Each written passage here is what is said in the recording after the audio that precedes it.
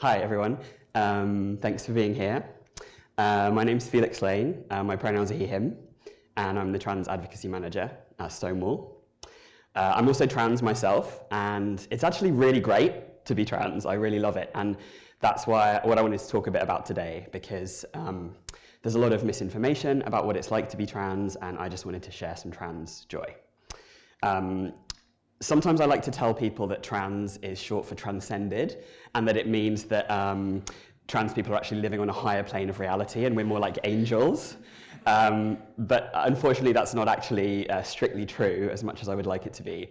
So trans is just short for transgender, and what that means is that my gender identity is different from the sex that I was assigned at birth.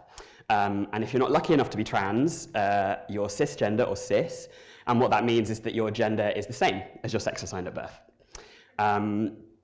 Trans people are in the media a lot. We've been in the media a lot for the last few years. In fact, one national newspaper in January of this year published 115 articles about trans people. That's an average of 3 per day. Now, I think that trans people are really interesting, but I don't think we're that interesting. And we're also debated and discussed a lot in Parliament, despite the fact that we're only about 0.5% of the population, according to the latest census. Hate crime has gone up against trans people in the last few years. Between 2018 and 2022, it went up by 156%.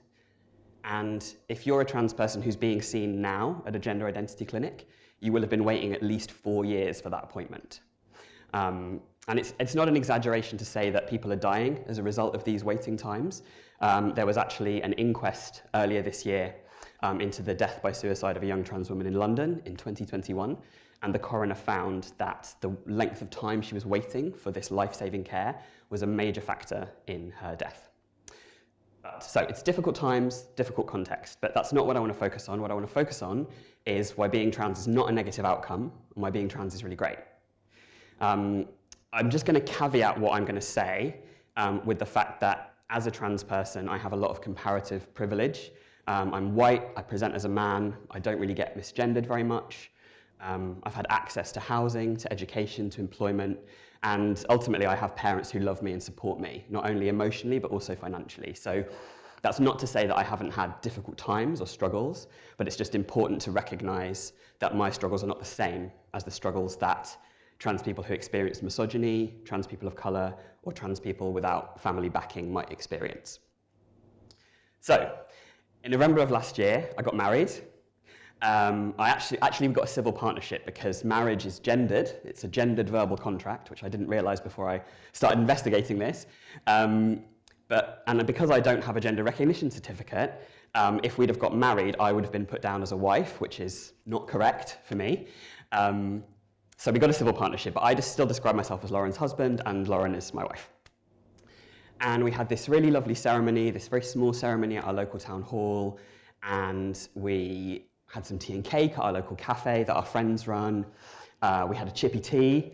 If you're a northerner, you'll know what that means. If you're a southerner, I'm sorry for your loss. I hope a chippy tea comes to you soon. And then we got on the sleeper train to Scotland for our honeymoon. And the whole day was just amazing. It was like super lovely and just full of warmth and trans people being really happy. And I'm not saying that legally tethering yourself to someone is the only route to happiness. And I have many critiques of the institution of marriage, the aforementioned gendered nature of it being just one of them. But the reason I tell this story is because trans people are so often told that we're not worthy of love. And we're told that if we transition, we'll never have sex again, and we'll never be in relationships, and we'll never have loving partners. And these are all lies, and they're lies that cause a great deal of harm, because what they do is they perpetuate the idea that being trans is setting you up for a life of solitude, and that you're only worthy of pity. Before I did the job that I do now at Stonewall, I spent about 11 years as co-director at Open Barbers. Open Barbers is a hair salon and community space in Hackney, in East London. And when I first came across Open Barbers in its early stages, I was quite unhappy. Like, I knew that I was trans, but I didn't know what I was going to do about it. And I was really struggling. And when I arrived at Open Barbers, I met all these amazing other trans people, and I was welcomed into that community, and I was uplifted and supported and encouraged. And the time that I spent there, the time that I spent building that community, is one of the happiest periods of my life, and it will always be super important to me. And the reason I mention this is because trans people are making joy for one another every single day. Trans people are giving each other mutual aid. We're, looking after each other after surgery. We're celebrating milestones in our transitions. Or even if it's just saying, I see you and I believe you when you tell me who you are. Trans joy is present in community all the time. I'm just going to return briefly to the sex that I talked about earlier, or the lie that trans people are told that we'll never have sex again.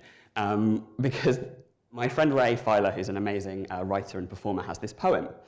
And in the poem, they talk about how trans people are better at sex. And after extensive research, I can say that they're absolutely correct. Trans people have spent a lot of time figuring out what feels good for our bodies.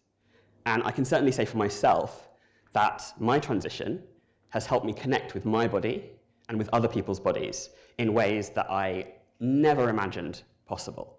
And that is another source of joy that comes directly as a result of being trans. The job that I do now, at Stonewall, is slightly less joy-filled, unfortunately, not because of my colleagues, but because a lot of what I'm trying to do in that job is to counter some of the prejudice that trans people face. There seems to be this conspiracy theory that trans people are this sort of all-powerful cabal with loads of resources and intentions of world domination. And it really is laughable how far that is from the truth. I don't know any trans people with that power or those resources, or indeed those intentions, and I certainly don't have them myself. I'm perfectly happy just to get to the next tea break, to be honest. And another popular belief that seems to be around is that trans people are sad and having problems because they're trans. This is also a lie. All of the problems that trans people face are because of how the world treats trans people. Whether that's all the endless paperwork we have to fill out just to get documents in our real names, or whether it's the gender policing that many, many trans people face in public space. These are the things that are causing trans people to have a deficit of joy. In my world, in my community, when somebody comes out as trans, that is something to be excited about. It's not something to be disappointed in. We see the doors that it opens, not the doors that it closes.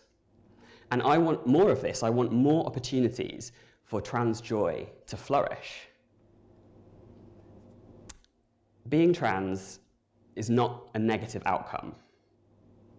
It's not second best. It's not something to be avoided at all costs. Being trans has brought me deep and profound joy. It has brought me my closest friends, my wife, my boyfriend, my relationship with my body, my community. It's changed how I see the world for the better. It's enriched every aspect of my life. And it is an honor to be part of this incredible and resilient community. Thank you.